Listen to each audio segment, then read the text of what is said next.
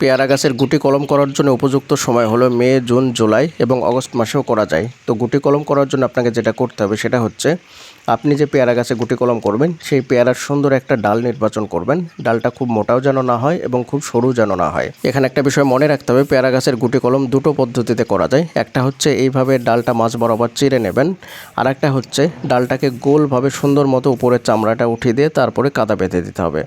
তো আমি এখানে যে পদ্ধতিটা অবলম্বন করেছি সেটা হচ্ছে ডালটার মাঝ বরাবর চিরেও দিয়েছি এবং এখান থেকে একটু চামড়াটা উঠিয়ে দিয়েছি, যাতে করে মেন গাছ থেকে আর রস না পায়। যদি মেন গাছ থেকে রস পুরোপুরি পায় তাহলে কিন্তু এখান থেকে শিকড় বের হবে না।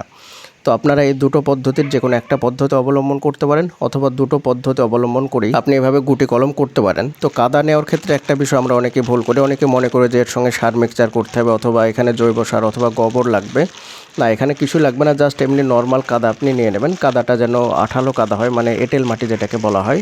আর কাদাটা এমন কাদা নেবেন যেটা খুব শক্ত না হয় এবং একদম নরমও যেন না হয়। দেখতে পাচ্ছেন আমি কাদা নাড়ছি, এরপরেও কিন্তু আমার হাতে কোনো কাদা লাগেনি। তো এরকম কাদা আপনি নেবেন, নেওয়ার পরে সুন্দর মতো কাদাটা লাগিয়ে দিয়ে এইভাবে সুন্দর একটা পলিথিন দেবেন, পলিথিন দিয়ে বেঁধে দেবেন। পলিথিনটা যেন এমন না হয় যে বাইরে ফুটো আছে অথবা ফাটা আছে, বাইরের হাওয়া বাতাস প্রবেশ করলে সেখান থেকে শিকড় বের হতে একটু লেট হয় বা সময় লাগে।